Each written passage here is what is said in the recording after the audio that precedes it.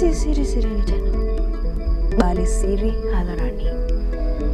Chombo chao sasa kimepanda mwamba. Mizengo yao sasa imewatumbukia nyongo. Rushwa yao itawarusha hadi gerezani. Walikazana kutuhunia haki zetu, wakatuwekea mitego ambayo itawanasa wao wenyewe.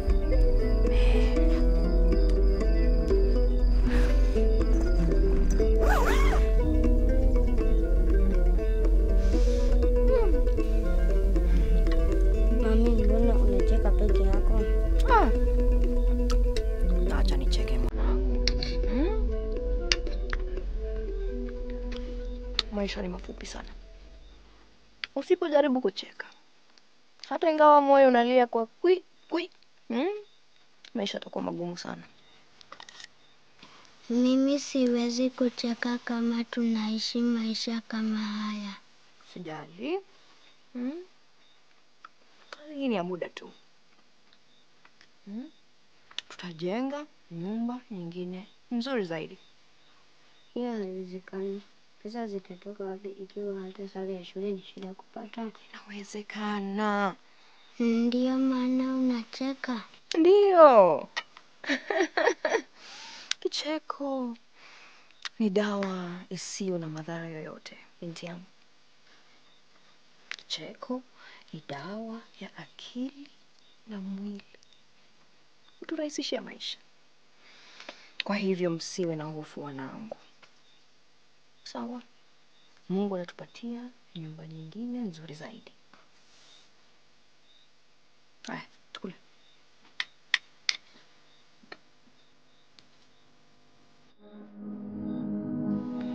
Ama kweli wavuvi wa Juya huendea bahari ya hadhi yao. Kwanza kuna ramani ya jengo kubwa ambalo nadhani ni jumba la kufanyia biashara mbalimbali. Ramani yenyewe imechorwa kwa ustadi mkubwa. Chini yake kuna maandishi yanayoashiria kwamba jengo hilo litakuwa katika eneo la Matango. Kupakana na mtaa wa Majengo au sivyo? Ndivyo. Pili, kuna barua ambayo imetoka kwa Mtemi Lesulia. Barua hii alimwandikia afisa mkuu wa ardhi akimwelezea kwamba kipande hicho cha ardhi ni mali ya Nasia na Bwashu. Wizi wa mchana huu. Pia afisa huyo hakikishe cheti cha kumiliki ardhi hiyo kimetolewa haraka iwezekanavyo kabla ya siku ya uchaguzi mkuu. Nakala ya barua hiyo imepewa Zagilu kwa majulisho. Makubwa haya. Sasa nimeelewa kwa nini Sihaba akawasili pale. Si hayo tu. Kuna mengine.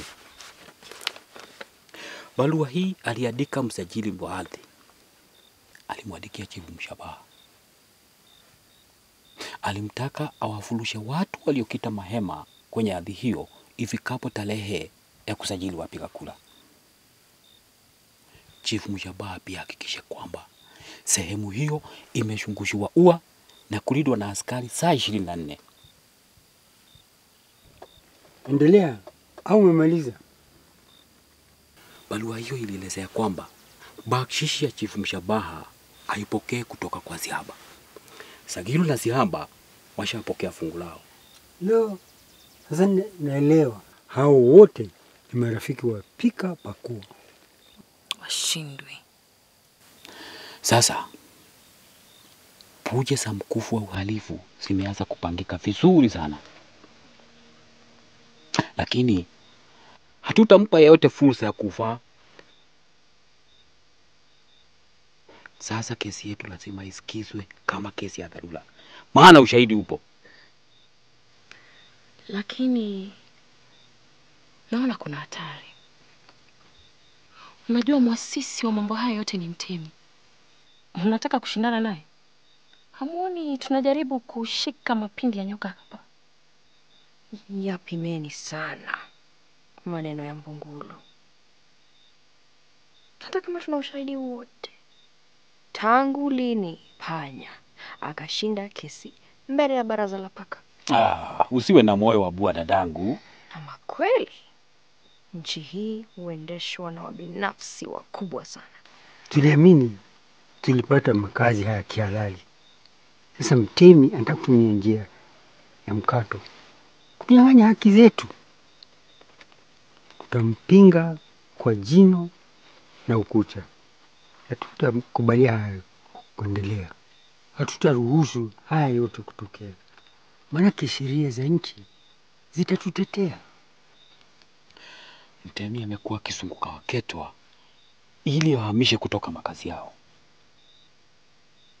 Anataka kuhalamisha ardhi walioipata kihalali. Anajua asipofanya hivyo huenda akakosa ushahidi na kuwa kiongozi tena. Isitoshe, nafikiri mtemi wa dhati Mzee Zakiru yupo hatarini kisiasa. Huenda akarabishwa sakafu wakati wa uteuzi wa wagombea viti. Kwanza, kuna anayempenda hapa Matango. Mtemi Lesuri anafahamu kwamba Waketwa ni wengi sehemu hii. Hivyo, anataka kutimbua amani na kuharibu makao yenu ili msabaratike. Mpango dhalimu.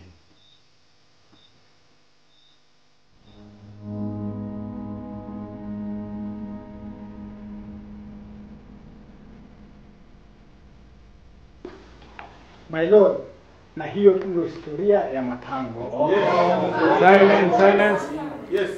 Na serikali inataka tu kujenga soko kubwa ili raia wao wasichuuze biashara zao barabarani.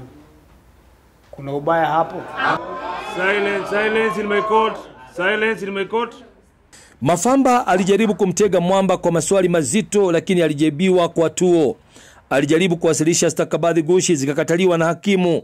Mafamba na uhodari wake huu wakapata lahiki yake. Mwamba alikuwa mwamba ambao Mafamba hangeweza kupasua hata kwa baruti za maneno. Stakabadhi hizi zinaonyesha kuwa sehemu hii ya ardhi haijawahi kumilikiwa na serikali. Silence, silence in my court. Samahani. Wamiliki haramu ni Nanzia na Mbwashu. Na ukiangalia ramani hii inaonyesha kile walichokusudia kujenga.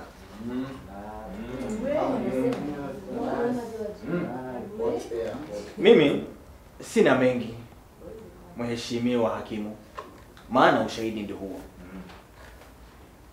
Barua ya mtemi akikiri kuwapa Mlungula vikaragosi wake. Objection, your honor. Objection overruled. Endelea Mwamba. Barua ya mtemi akikiri kuwapa Mlungula vikaragosi wake kutekeleza maovu yale. Na umejionea wewe mwenyewe. Kwa hivyo ninakuomba uishurutishe serikali kuwatendea wana Matango haki vile ya... Hakimu alikata kesi kutokana na ushahidi uliowasilishwa. Waketwa na wale wote waliochomewa maskani yao wakashinda kesi. Isitoshe, serikali ilitakiwa kuwajengea watu nyumba zao upya kwa gharama yake. Hii ni kutokana na ushahidi wa uongo uliowasilishwa na Mafamba. Ilikuwa aibu kubwa kwa serikali ya mtemi.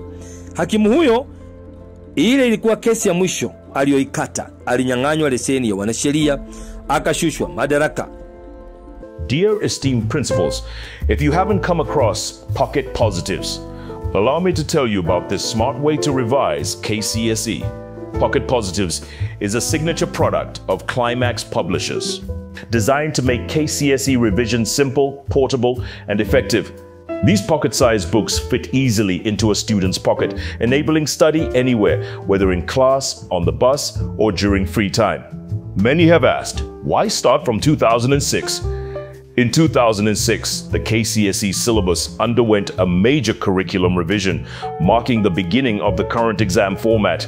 By covering questions from 2006 to date, Pocket Positives captures the modern KCSE trend and structure, ensuring learners revise with relevant, up-to-date content. Each edition presents KCSE questions arranged topic-wise and form-wise, helping learners target specific areas and track progress from Form 1 to Form 4, reinforcing both understanding and memory. The books are also predictive, analyzing questions from 2006 onwards, highlighting frequently examined areas, so students can identify patterns and anticipate what examiners are likely to test. Compact, comprehensive, and convenient, KCSE Pocket Positives are the perfect companions for learners aiming for excellence. With Pocket Positives, success literally fits in your pocket. KCSE Pocket Positives are available in all bookshops countrywide. Kindly include them in your school's book list. For bulk or direct orders, contact 0722 751375. Warm regards, yours, Climax Publishers. Katika siku za hivi karibuni, Mangwashi alikuwa akimfikiria mumewe sana. Baada ya kwenda uhamishoni Chakani, alirudi tena katika maisha ya ulevi. Siamini macho yangu. Mwishowe alifutwa kazi na mkewe hakujua aliko. Lakini lililomtia huzuni ni kwamba wanawe sasa walikuwa wamemsahau. Hawaulizi yuko wapi Sembuse kumtaja. Siamini macho yangu. Leo nimemuona mume wako Mrima, nimemuona. Haya basi nieleze, umemuona wapi? Sagilu alikuambia ukweli. Mrima amesalia gofu. Kakonda hata ukimpulizia pumzi ataanguka. Kasalia kambea mbuzi mwenzangu. Mchafu kama fungo, amelewa chakari, hatazamiki. Umemuona wapi? Dada we, nilimuona kikokotwa manjiani kama mbuzi na watoto wa mitaani. Nikasimama kuangalia kionja kile. Mwisho alimtia ndani ya mkokoteni na kumpeleka mtaa wa Majani. Majani. Majani. Oi mama yangu. Oi. Mrima amefikia kiwango hicho. Haya basi nipeleke twende. Wapi? Majani.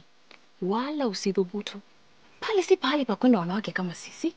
Tutafute wanaume tuandamane nao. Majani si pahali pa kwenda. Palisheheni wahuni na wachopozi wa kila aina. Tokea wazururaji na wauaji waliotoa roho za watu bila sababu maalum. Mtaa huu uliitwa Majani kwa sababu takataka zote za mji zilitupwa hapo. Marundo ya taka yalifanya vilima ambavyo wasakatonge wengi waliishi kuzumbua riziki hapo. Kuna waliokota chupa za plastiki kwenda kuchuuza, kuna waliobobea katika kuchakura taka ili kupata mikebe iliyotupwa, kisha walichuuza mjini. Ukifika Majani, kitu cha kwanza kinachokaribisha ni harufu kali ya uvundo uliosambaa kila mahali.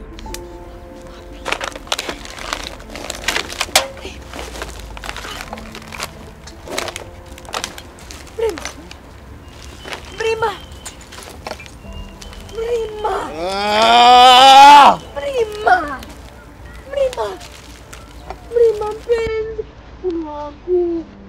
Amka. Mrima. Mrima amka. Mlima.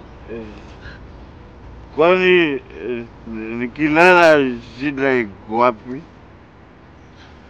Kwendeni huko maarufu mno. Huyu anahitaji matibabu ya kidharura, ya kiakili na ya kimwili.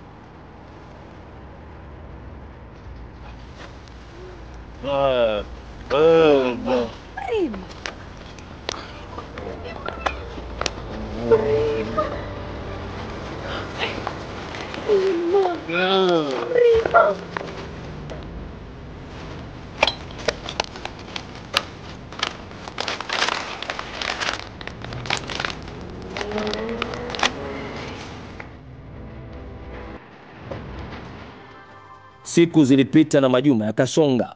Wakati wa uteuzi wa wagombea viti ulikaribia sasa. Uandikishaji wa wapiga kura ulikuwa umekamilika kitambo. Waketwa wengi wakajiandikisha kupiga kura katika mtaa wa Matango. Walifaulu kumshawishi Mwamba kusimamia eneo bunge la Matango.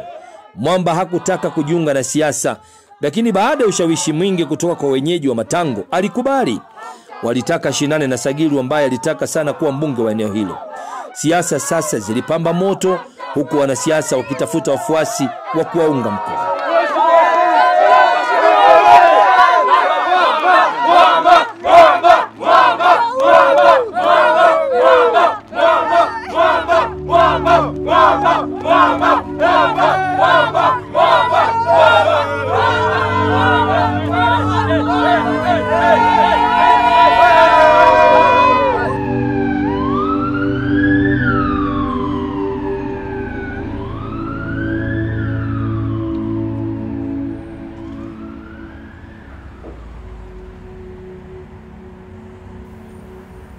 Hamuoni kwamba mila hairuhusu mimi nitunzwe na mke kama mgonjwa?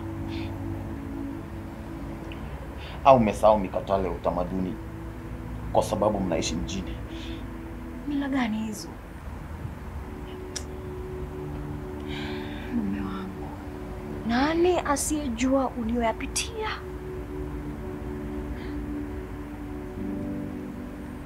Siwezi kuvunja mila kwenda kutunzwa kama mtoto. Hamuoni sina kazi? Sina chochote. Mtawapa nini watoto wangu? Sikiliza Mlima. Maisha ni mafupi sana. Ndio maana watu wengi huhiari kuishi peke yao kuliko kuwakimbiza wasiwathamini. Wewe umedhaminiwa sana hapa licha ya kwamba uliteleza vibaya. Lakini mbona kuwakimbia watu wanaokuthamini? Jifunze kutokana na makosa yako. Usijaribu kutafuta mtu atakaye kutatulia shida zako, maana hakuna. Ni vyema uwe na mtu atakaye kutatulia shida zako pamoja nawe. Naye huyo ni mkeo. Kuna wale waliotaka kuchimbia kaburi ili wakuzike ukiwa hai, lakini hayo haikuwezekana sababu Mungu anakupenda zaidi. Lonare, unaongea kama ambaye hujui mila zetu. Nataka niishi peke yangu kwanza.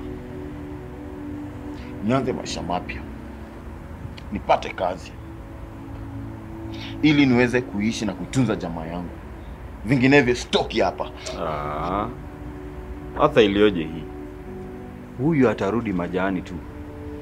Utamu wa pombe bado humdomoni mwake. Tamaa ya kinywaji hicho cha Firauni bado inamgharibu.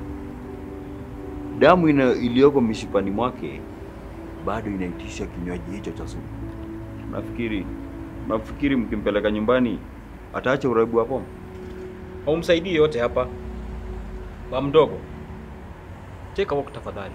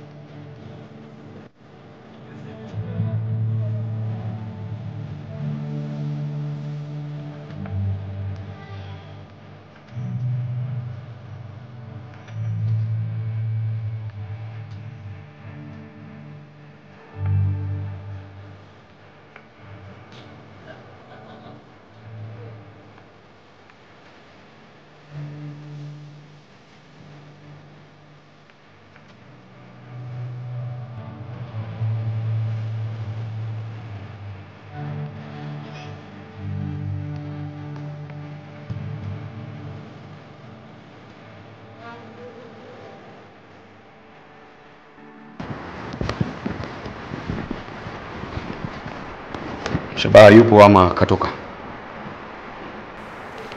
Yupo, pita ndani. Alafu niulize, mbona hujawahi niuliza hata siku moja kama naweza kumtafutia mume wako huyo Mrima kazi serikalini? Au hujachokeshwa na kumlisha na kumvisha mtu ambaye hana bei wala te? Ala, unataka kunijibu hivi?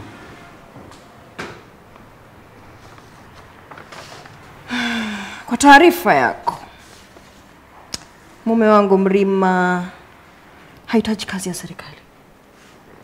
Ametosheka na kazi anayoifanya na ameridhika.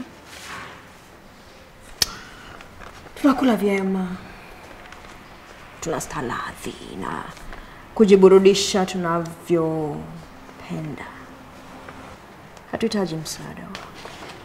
Nyewe Waketwa ni watu wa ajabu sana. Mwanzo huyo mwamba ni nani kwangu? Yule ni kama kidagaa tu.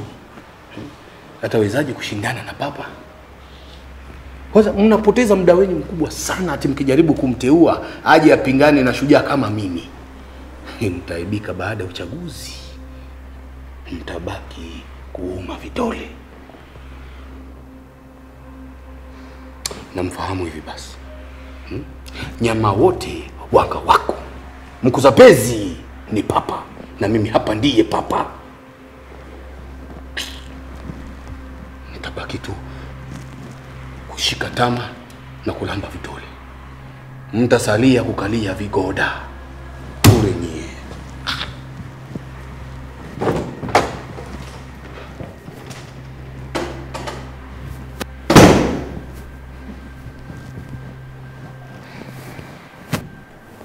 Piga ngoma, usikie mlio wake kaka.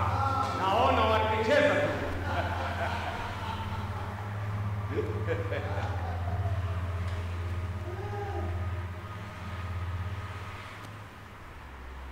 Ngoma gani hiyo?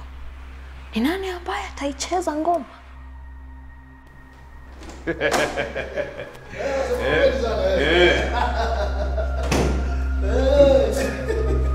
Wewe wasema kabisa. Mimi nakwambia.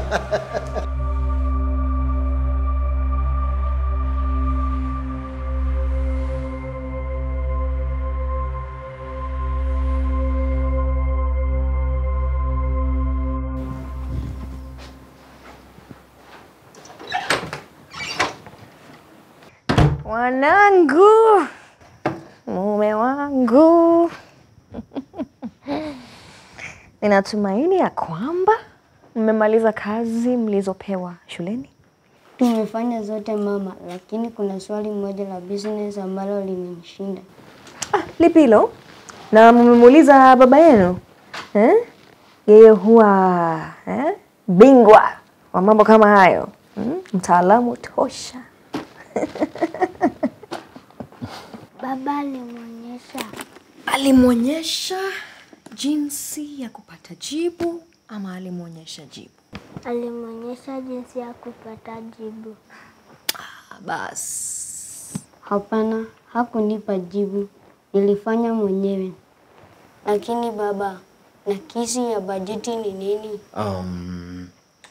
Nakisi ya bajeti ni pale ambapo matumizi ya serikali yanazidi pato lake katika mwaka.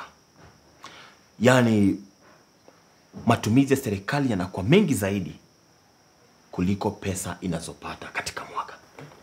Kwa hivyo serikali ikiendelea kuwa nakisi, nchi itafilisika. Ndiyo. Maisha yatakuwa magumu na hata kutakuwa na mfumuko wa bei. Na hali hii inaweza kusababisha serikali kutoza ushuru zaidi kufidia pato la nchi. Ndiyo. Hasa. Umenielewa? Ndiyo baba. Wajua hata mimi nilikuwa nimewaeleza vivyo hivyo. Lakini ni kama hawakunielewa. Pengine ulitumia maneno magumu na hata ukawachanganya watoto.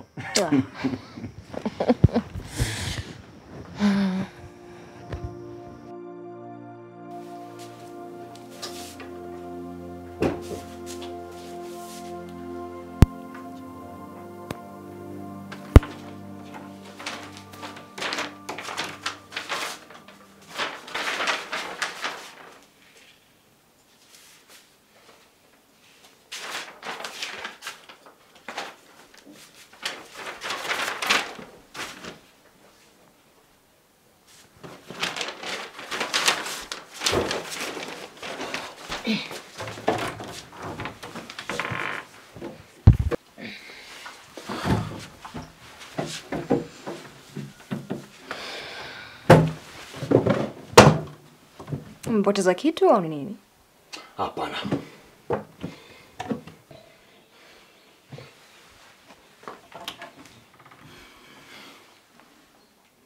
Did you know the 844 curriculum underwent significant change in the year 2006? That's when the syllabus changed. Pocket Positives, the best pocket-size high school KCSE revision books currently in the market. Pocket Positives, a compilation of the past KCSE exams arranged topically and form-wise from the year 2006 to the present.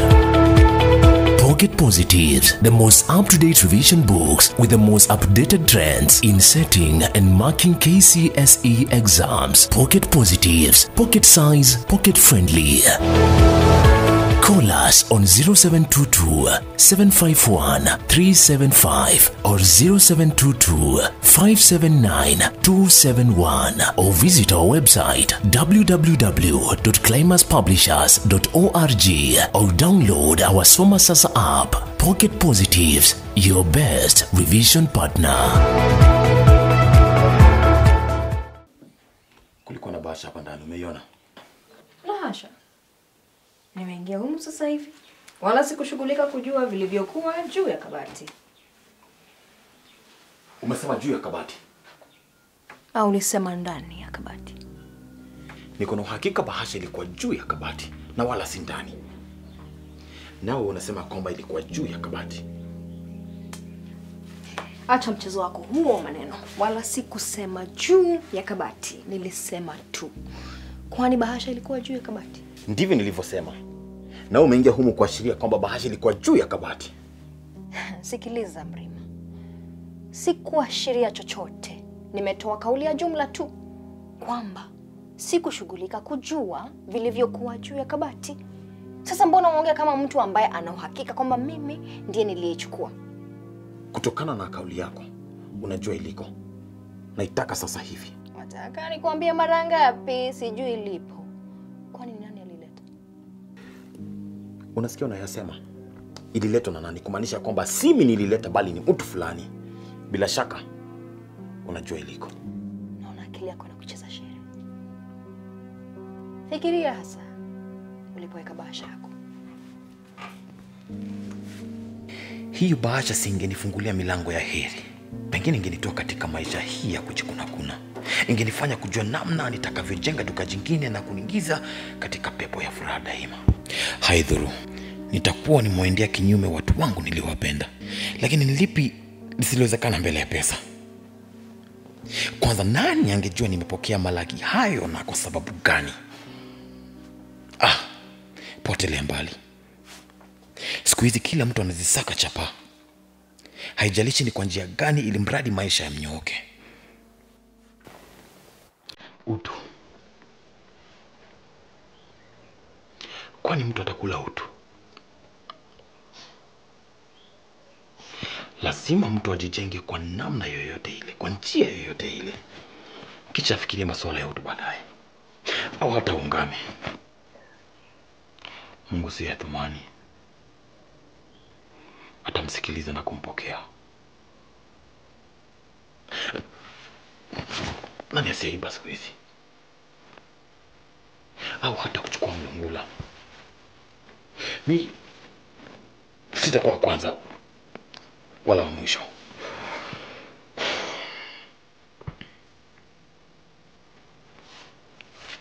Haiwezekani. Bahasha iko humu.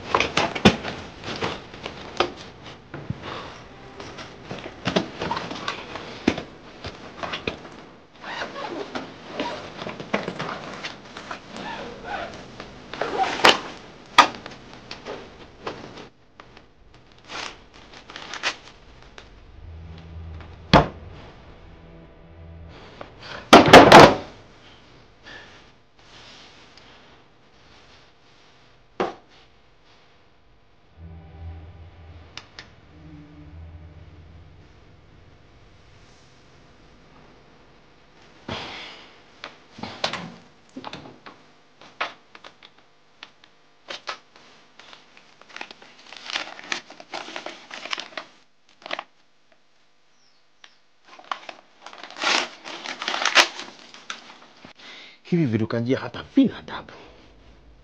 Unamwonesha mahaba ya pesa 8. Anadhani kuwa unataka kumuoa.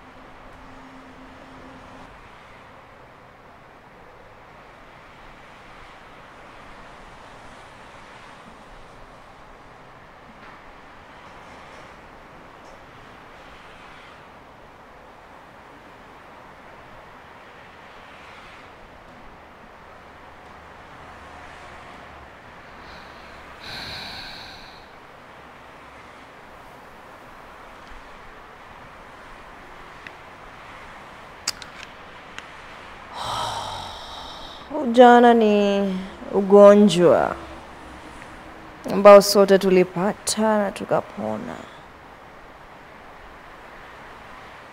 Kwa nini niogope? Sijuti kuzeeka hata kidogo. Siwezi kujuta kwa kuwa uzee ni fadhila ambazo wengi walinyimwa.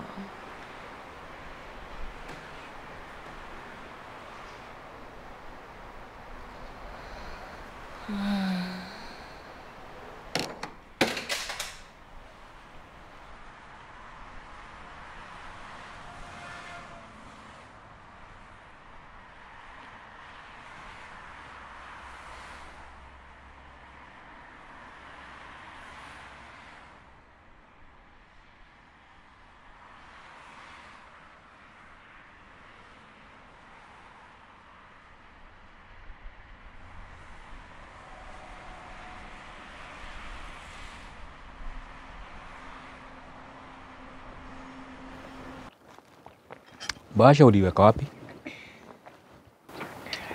Nimeificha mahali ambapo Mrima hataiona. Ninataka niende sasa hivi nimkabili Sagilu. Nichukue mapesa yale, nimpelekee na matusi juu. Hasha. Mambo haya yanafaa kufuatiliwa kwa busara, si hamaki. Fahamu kwamba mtu ambaye si mwingi wa hasira anafahamu nyingi. Yule ukimbilia mambo kwa hamaki daima hushambikia upumbavu.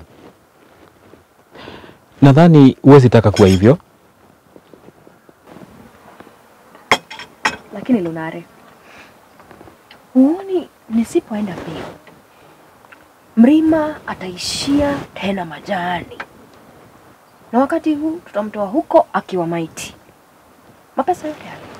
Mangwasha, nimejifunza mengi kuhusu mahasimu wangu. Ninao wengi, hasa wakati huu wa siasa za uchaguzi. Wengi waliniwekea vigwena ili waniangamize. Wengine waliniwekea mitego hatari. Lakini kwa busara yangu na uwezo wa Mungu nilitegua yote.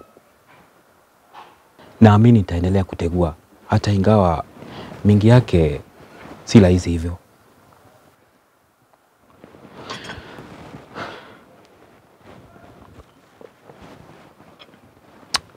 Dadangu, ule mwandishi ajulikanaye kama Shaban Robert, najua usasoma kazi yake ulipokuwa shuleni. Naam. Alikuwa mwandishi mwenye falsafa nzuri sana ya maisha. Basi kaandika hivi: mtu asidiliki kutumia shoka huku cha hapo. Nawe usijaribu kupigana na chawa silaha ikawa chuma. Jambo la kufanya ni hili: tuachie sisi mambo haya. Tutamketisha Mlima, tumwesheshe kuona mtego anaotekewa. Tutamshauri kwamba hakuna jema litokalo kwa watu kama Zagilu. Ahadi anazopewa ni za uongo tu. Naamini Mlima anaitakia familia yake maisha mazuri. Najua pia unahitaji pesa ili kuboresha maisha yako. Mangwasha, binadamu ni kiumbe dhaifu, angarabu kosea. Kwa hivyo tusimhukumu Mlima. Tutaandamana naye ili akamrudishie Zagilu gawila yake. Tukifanya hivi na kuhakikishia bila shaka Zagilu hatamjaribu tena Mlima. Nawe utakuwa umefanya jambo nzuri kumokoa mmeo kutoka katika kinamazi cha uofu.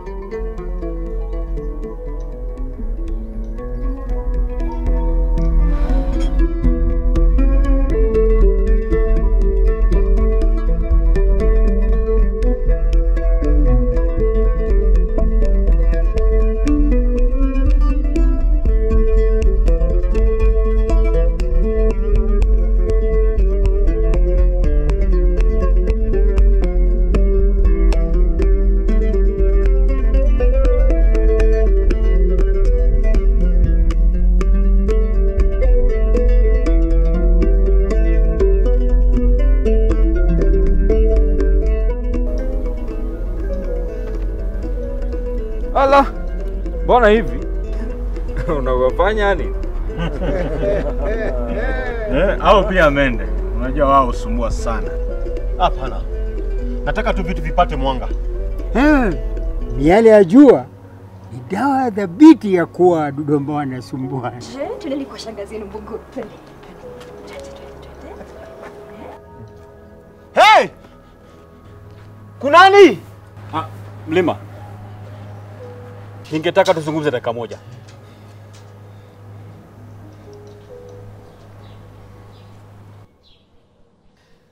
Mlima, mkeo ndiye alichukua ile bahasha, lakini si kwa ubaya.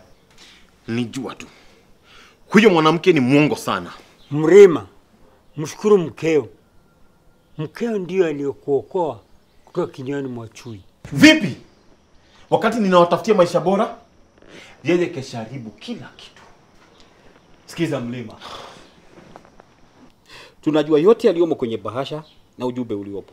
Sasa wewe huna haja ya kuruka kwa hasira. Bora utusikize tutakayokuambia, manake yana umuhimu mkubwa kwa maisha yako na ya jamii yako. Mrima, ukweli huzaa chuki, lakini afadhali tukubali ukweli ingawa mchungu, ili tusambaratishe mbegu ya chuki. Unafahamu wasia wangu, sio? Na unajua ni kina nani waliwachomea nyumba na kwa nini?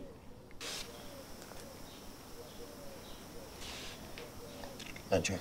Na bado hujatosheka na uovu ambao walikutendea. Yaani hadi leo unachukua hongo. Mlima, unaweza msalimia mtu aliyekuja ngumi? Paka kunjua kiganja.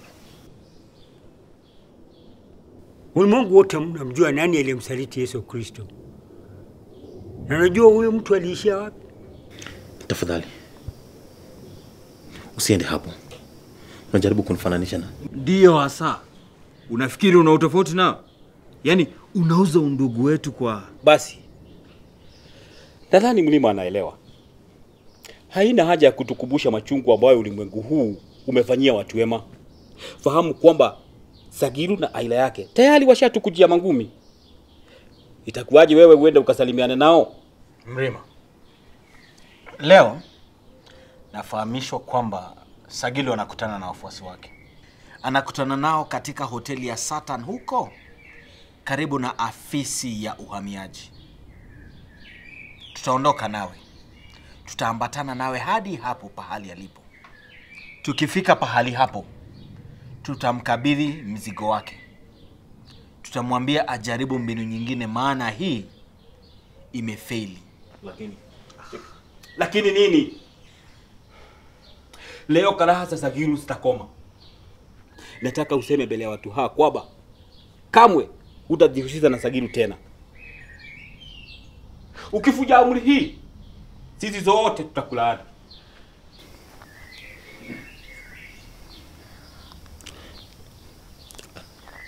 Naombeni msamaha kwa maovu yote ambayo niliwatendea. Ninamlaumu shetani. Shetani ni wewe mwenyewe. Shetani wa mtu ni mtu. Tumpe nafasi ya kuzungumza kwanza.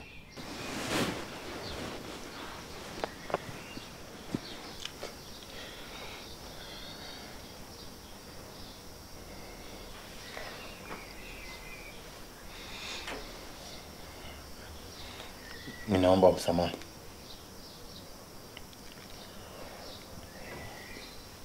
Sitarudia tena kushawishiwa na pesa. Nilitaka tu kuzitumia kuimarisha biashara zangu. Na wala si kuwageukia kinyume ndugu zangu. Hata singemfanyia Mtemi Lesuli kampeni.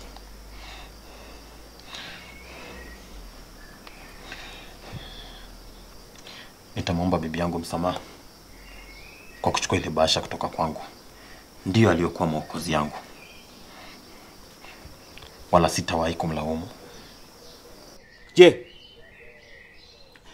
tumsamehe Mlima kwa yote ambayo amefanya? Ndio. Na akirudia tena tufanye nini? Tamlani.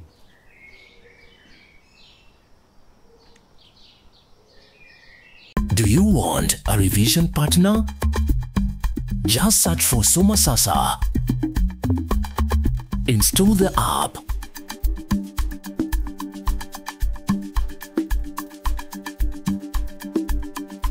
Create an account.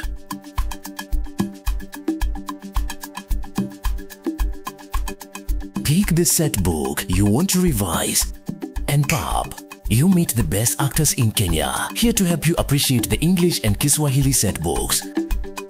Additionally, our panels of accomplished KCSE examiners will guide you to tackle sample KCSE questions.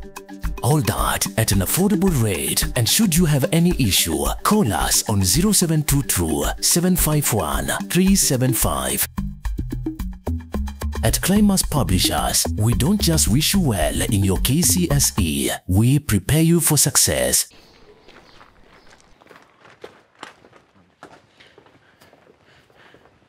Sio lazima tumkabili Sagilu hivi. Tafadhalini, turudi manyumbani tu. Sitarudia kosa. Twende.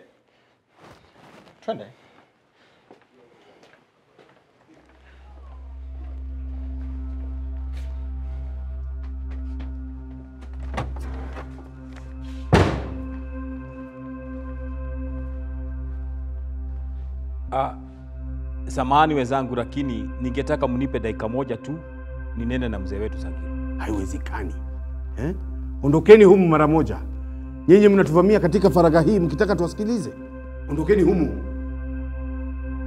Ondokeni humu ama nitafanya jambo baya. Sagilu, kwanza tusikize ushauri. Hawa kila mara waishi peke yake. La hasha.